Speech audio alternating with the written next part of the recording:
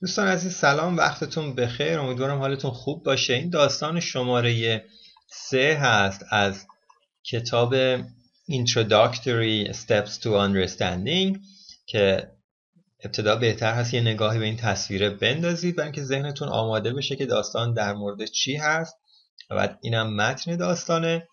حالا بریم سراغ فایل صوتی کتاب که به لهجه بریتیش هست. فایل صوتی رو گوش میدیم، بعد من ترجمهش میکنم و این تمرینا رو حل میکنیم و کلی نکته قرار با هم اینجا یاد بگیریم.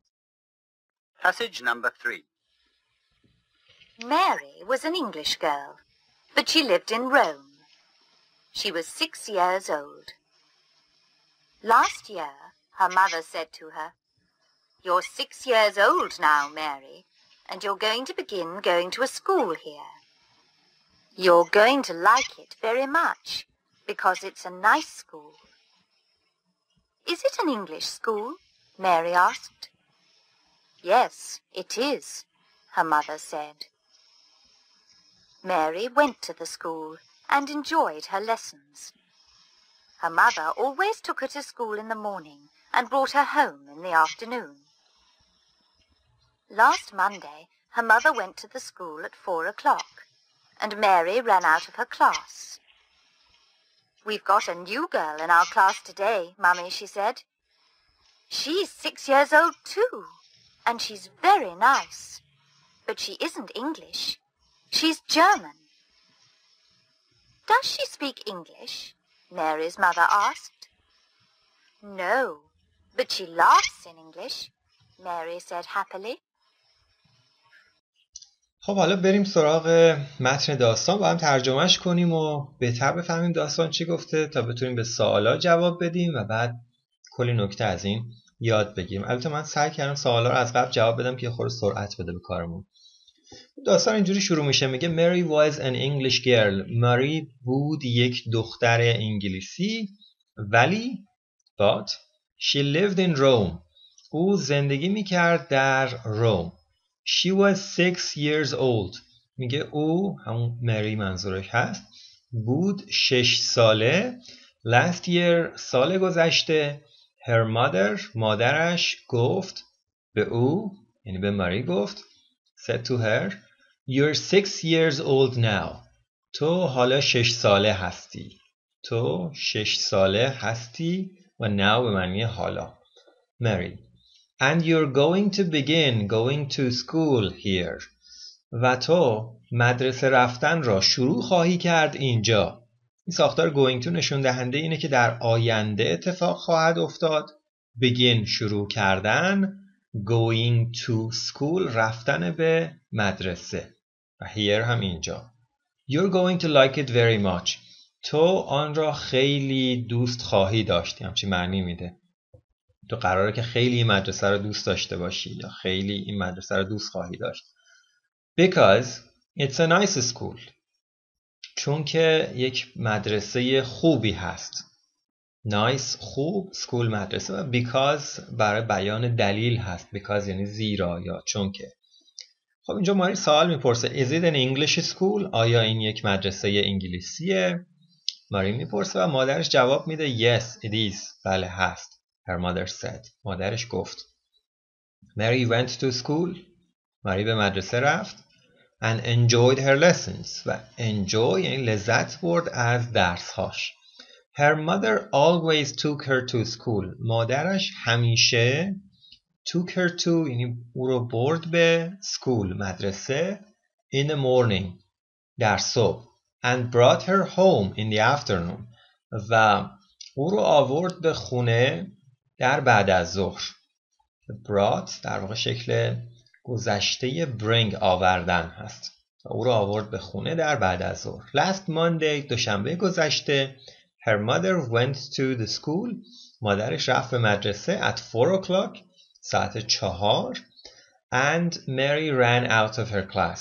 و ماری از کلاسش به بیرون دوید و به مادرش گفت We've got a new girl. ما یک دختر جدید داریم. منظورش تو کلاس هست دیگه. اینجا میگه in our class today. و today همین امروز. مامی یک کلمه است که بیشتر بچه ها استفاده میکنن برای صدا زدن مادرشون به معنی مامان یا مادر. She said. ماری گفت. She's 6 years old too. او هم 6 ساله است. این تو یعنی همچنین. And she's very nice. و دختر خوبیه. But she isn't English. ولی اون انگلیسی نیست. She's German. اون آلمانیه. Does she speak English? آیا او انگلیسی حرف میزند؟ آیا اون انگلیسی حرف میزنه؟ Mary's mother asked. مادر ماری اینو پرسید. و در پایان ماری جواب داد no. نه. But she laughs in English. ولی به انگلیسی میخنده. Mary said happily. ماری با خوشحالی گفت. که خیلی سمارت هست. ماری حالا این بذاریم کنار. برای یه بچه 6 ساله بوده دیگه. به هر حال طبیعیه. So smart. بگذاریم. بریم سراغ داستان پارت A. باید true false رو مشخص کنیم. true صحیح بود و false به معنی غلط بودن. جمله شماره 1 Mary went to an English school. ماری رفت به یک مدرسه انگلیسی. خب این درسته چون که اینجا از مادرش میپرسه که is it an English school و مادرش جواب میده yes it is. بله هست. این یک مدرسه انگلیسیه. خب این درسته. She did not like her school. ماری مدرسه خودش رو دوست نداشت. Mary did not like her school. آیا این درسته یا غلطه؟ قسمت did not like رو ما باید بیشتر بررسی کنیم که اگر بریم سراغ داستان اینجا رو بخونیم میگه enjoyed her lessons. از درسهاش لذت برد. پس نمیتونیم بگیم که مدرسه‌ش رو دوست نداشته. پس این فالسه چون برعکس این جمله توی متن گفته شده. و شماره 3 Her mother took her to school. مادرش او رو به مدرسه برد که این درسته. مادرش او رو به مدرسه می برد. این که اینجا بیان شده که گفته Mother always took her to school. در ادامهش هم میگه brought her home. او رو به خونه می آورد بعد از ظهرها. خب شماره 4 New girl in Mary's class was English. دختر جدیدی که تو کلاس بود انگلیسی بود که همینجور ما از حافظه میدونیم که این انگلیسی نبود و جرمن بود این دختر. یعنی شماره 5 در واقع درسته که اون دختر جدید در کلاس ماری جرمن بود. این تروه و این فالسه. ولی این کجای متنه؟ خب این قسمت تقریبا آخر داستان. She's very nice but she isn't English, she's German. جای داستان در واقع جوابو پیدا میکنید. که شما اون قسمتی از متن یا قسمتی از داستان که جواب رو توش در واقع تایید میکنه که این جمله true هست یا false پیدا کنید. این خیلی مهمه. در واقع بیشتر هدف شما از تمرین این سوالات اینه که مهارت‌های ریدینگتون رو هم تقویت کنید. مثلا پیدا کردن قسمتی از متن که بر اساس اون جواب بدید. وگرنه اینکه فقط true یا false بنویسید خیلی هم حالا ارزش آنچنان زیادی نداره اگر شما مهارتت رو تقویت نکنی و وقت نذاری برای اینکه دنبال این جواب بگردی. این برای اون دسته از زبان آموزانی هست در واقع که به دنبال اینن همه چیز سریع آماده در اختیارشون قرار بگیره. در نتیجه اینکه من اینجا جوابا رو میگم به شما و مینویسم نباید باعث بشه که شما دیگه هیچ وقتی برای این کتاب و تمریناش نذارید و خودتون این کارا رو انجام ندید، چون اون اتفاقی پروسه یک فرآیند در واقع ذهنیه. چیزی که شما جواب نداری به دنبالش میگردی کم کم تو ذهنت یه سری استراتژی های شخصی و درک شخصی ساخته میشه که خودت دیگه میفهمی چه کار باید بکنی. مراحل برای خودت روشن میشه یه جورایی. این خیلی چیزی نیست که اصلا کسی هم بتونه به شما آموزش بده یا به جای شما انجام بده. واضح تر بگم هر کسی باید خودش این تمرین رو انجام بده حتما. با این حال من سعی میکنم بیشتر تمرین‌ها رو جواب بدم، ولی رفته رفته جلوتر که میریم یه بخشی از تمرین‌ها رو دیگه جواب نمیدم و میذارم به عهده خودتون که بخش‌هایی از کتاب رو در واقع حتما به این شکل خودتون انجام داده باشینش. خب جمله شماره 6 نمبر 6 میگه The new girl laughed like an English girl. این دختر جدیده مثل یک دختر انگلیسی میخندید. این که ما بگیم مثل یک دختر انگلیسی میخندید درسته، ولی این جمله‌ای که ماری گفته laughs in English به زبان انگلیسی میخنده خیلی چیزی نیست که حالا منطقی به نظر بیاد. این با توجه به سنش که 6 ساله بوده این دیگه باید خودتون درک کنید که چه اتفاقی افتاده اینجا. خب این جمله 6 بود. پارت B یه سری سوال پرسیده که من جوابا رو اینجا توی متن برای شما علامت زدم. حالا میریم میبینیمش دیگه. پارت 1ش میگه Where did Mary live؟ ماری کجا زندگی میکرد؟ In Rome، در شهر روم زندگی میکرد. Number 2 What did her mother say to her when she was 6؟ مادرش وقتی که 6 ساله بود بهش چی گفت؟ گفت You're 6 years old now Mary, you're going to begin going to school here.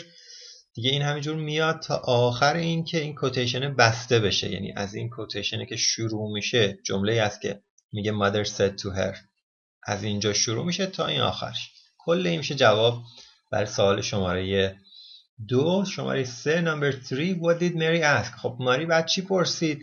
Is it an English school؟ این سوالی بود که ماری پرسید. و برای سوال 4 هم که میگه What did her mother say؟ جواب داد Yes it is. و سوال 5 How did Mary like her school؟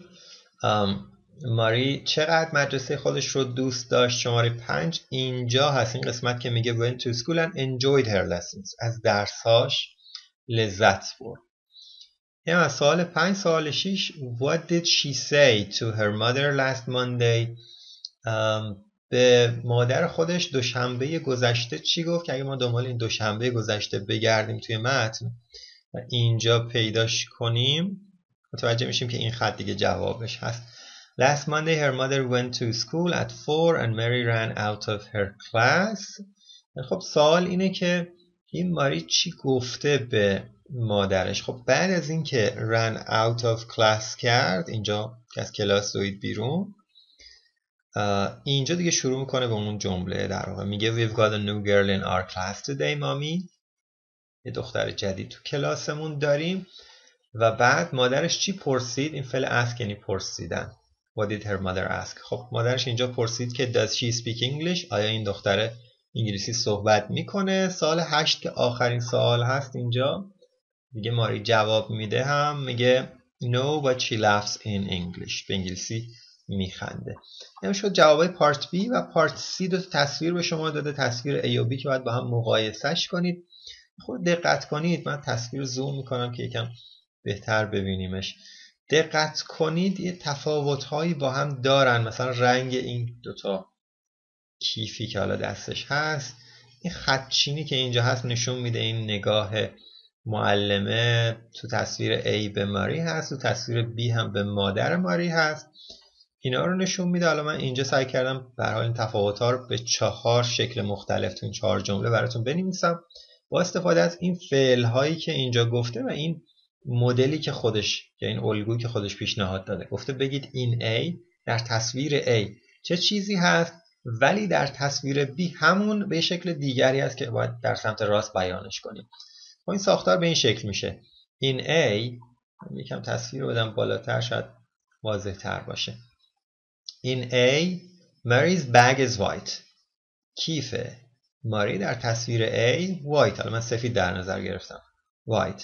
But in B Mary's bag is black، ولی در تصویر B کیف ماری مشکی هست یا سیاهه.